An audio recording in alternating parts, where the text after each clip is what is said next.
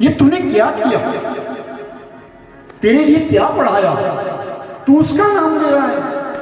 जिसने तेरे चाचा को मारा है तू शत्रु का नाम ले रहा है, विष्णु का नाम ले रहा है। शंडार्मक को बुलाया, क्या पढ़ाया मेरे बालक के लिए? महाराज हमने नहीं सिखाया इसके लिए, ले जाओ इसको वापिस ले जाओ।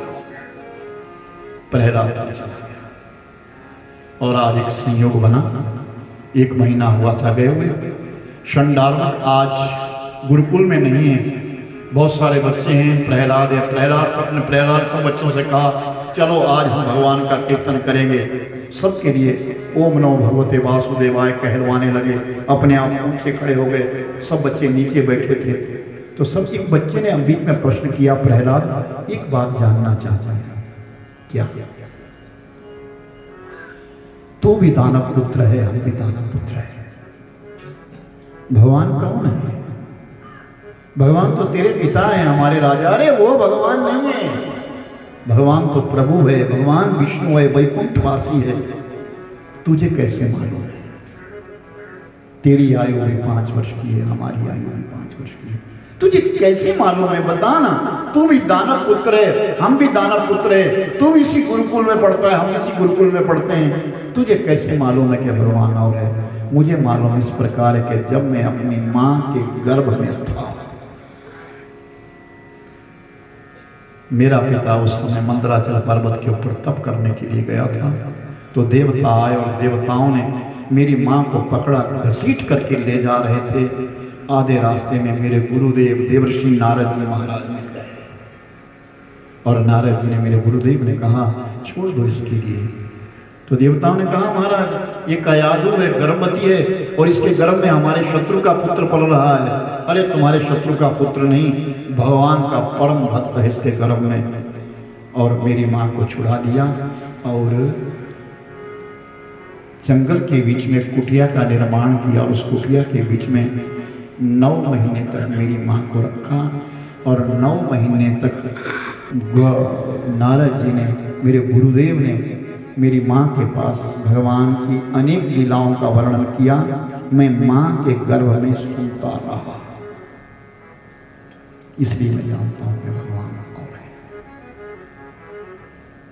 तभी तो कहा सुनना कठिन है, मन नहीं लगता, मन स्थिर नहीं इंसान का, क्योंकि आहार नहीं अच्छा। मन को बनाने वाला आहार है।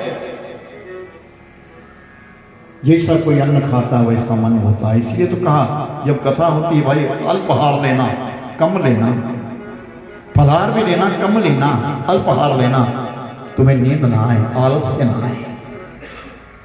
और मनन भी तभी होगा जब तुम्हारा आहार अच्छा होगा, तब तुम्हें याद रहेगा, तुम्हें जागृत अवस्था रहेगी। और अगर इंसान भरपूर खा लेता है, राजसी भोजन, आज तो राजसी बनता है, जहां भी बनेगा राजसी भोजन बनेगा, क्योंकि स्वाद ढूंढती है दुनिया, तो उससे आलस्य आता है। और जब शरीर में आलस्य आ जाएगा तो कथा मनन नहीं होगी। प्रहलाद सबसे कहता है प्रभु और है, चलो भजन करें। सबने कीर्तन प्रारंभ किया।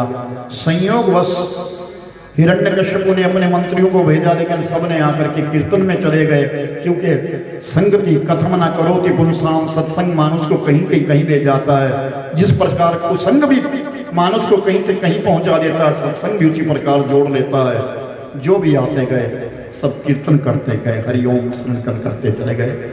लेकिन आखिर में जो हिरण्यकश्यपु आया तो हिरण्यकश्यपु ने उन संतों के बीच में नहीं गया, प्रहलाद के पास गया और खींच लिया। तब लोगों को पता चला हम क्या बोल रहे हैं। अरे अनर्थ, तो अपने शत्रु का नाम ले रहा, खींच करके ले गए प्रहलाद को, पहाड़ों से गिराया, नदी में गिराया, लेकिन ज्ञा को राखे साइयां मार सके ना कोई। जिसको उस मालिक ने रखना उसको कौन मारे। होली आई, होली ने कहा मेरे पास शीतल दुपट्टा है भैया, चिता लगाओ। चिता के ऊपर होली बैठ गई, अपनी गोदी में प्रहलाद बिठा दिया। प्रहलाद सुमिरन करने लगा, क्योंकि होली के पास जो दुपट्टा था वो आग नहीं लगने देता था। होली ने कहा बुआ है, सगी बुआ थी, आप इसको मैं मारूंगी इसके लिए, हमारे शत्रु का नाम लेता है, मैं मारूंगी इसके लिए। अपनी गोदी में बिठा लिया, चिता लगाई, चिता में आग लगाई, सुमिरन करने लगा, चिंतन करने लगा, ईश्वर का ध्यान करने लगा प्रहलाद। पवन चली, हवा चली, होली का दुपट्टा उड़ा, प्रहलाद में लिपट गया, होली जल गई, प्रहलाद बच गए।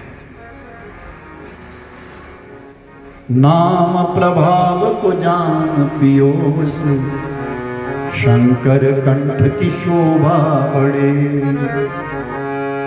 नाम प्रताप को जानिए कौतुक, यदि होली का नहीं प्रहलाद जले। अरे नाम प्रताप को जानिए कौतुक, यदि होली का नहीं प्रहलाद जले। भगवान शंकर जी ने सुमिरन किया, राम राम जप किया, विष पी लिया, विष कंठ में रख लिया, कंठ की शोभा बढ़ गई। भगवान शंकर जी नीलकंठ महादेव बन गए। और आज प्रहलाद ने नाम जपाना तो होली जल गई और प्रहलाद बच गया। हिरण्यकश्यप फिर खींच करके लाए, तू दुष्ट है, बता तेरा भगवान कहाँ है। एक खंबे के साथ बना दिया, बता तेरा भगवान कहाँ है। तो प्रहलाद ने कहा सर्वत्र है। कोसो सर्वत्र यदि ना दृष्टि जनक स्तंभने कृष्ण दृष्टि। अगर तेरा परमात्मा हर जगह है तो इस स्तंभ में नजर क्यों नहीं आ रहा है? क्या इस स्तंभ में भी लोहे का खंभा था? हाँ, क्योंकि उस पर चींटी चढ़ रही थी, ऊपर से नीचे, नीचे से ऊपर आ रही थी।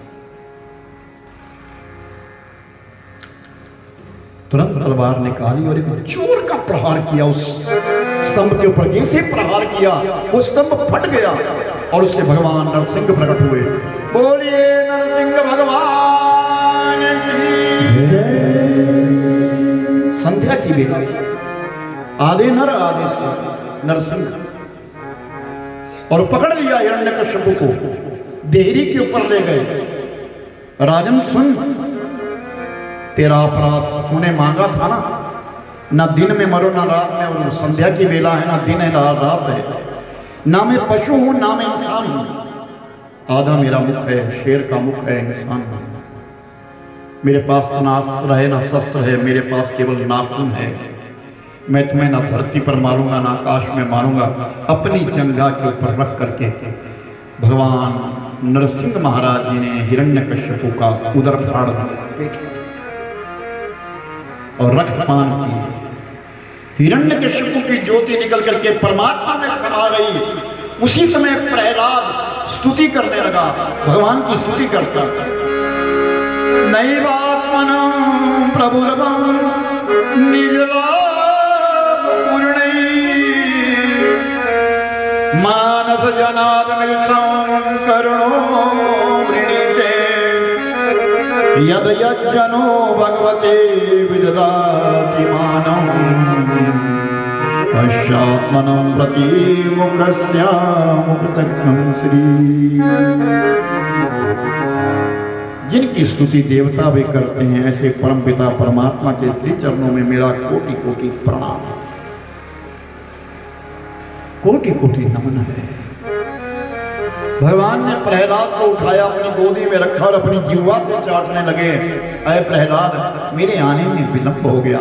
महाराज, मैं दानव जाति में आया, मेरा दानव वंश है। आपने बहुत बड़ी कृपा करी, मेरे पिता को आपने मुक्त कर दिया, मेरा पिता मुक्त हो गया। मैं धन्यवाद करता हूँ आपका, कोटि कोटि धन्यवाद है। प्रहलाद और नरसिंह भगवान की आपस में बड़ा सुंदर संवाद है। वो हमारी भारतीय संस्कृति का परचम लहराने वाला संवाद है। और उसके पश्चात भगवान ने प्रहलाद से कहा, प्रहलाद, अपनी सारी जाति वर्ण को इकट्ठा कर और पाताल में चला जा। पाताल में रह ले, मृत्यु मंडल मानव जाति को छोड़ दो, देवलोक देवताओं को छोड़ दो, दानव सब मिलकर के पाताल के बीच में, रसातल के बीच में निवास करो। और सब दानवों को लेकर के प्रहलाद जी, तुम उपेंद्र बनोगे, इंद्र बनोगे, तुम उपेंद्र बनोगे। जाओ प्रहलाद, और प्रहलाद को पाताल में भेज दिया। प्रहलाद चले गए, भगवान अंतर्ध्यान ध्यान हो गए। इतनी कथा शुकाचार्य जी ने राजा परीक्षित के पास कही। अय राजन, जो प्रहलादोपाख्यान को श्रवण करेगा उसके जीवन में हमेशा भक्ति रक्त हो जाएगी। बोली सच्चिदानंद भगवान जय। श्री हरि।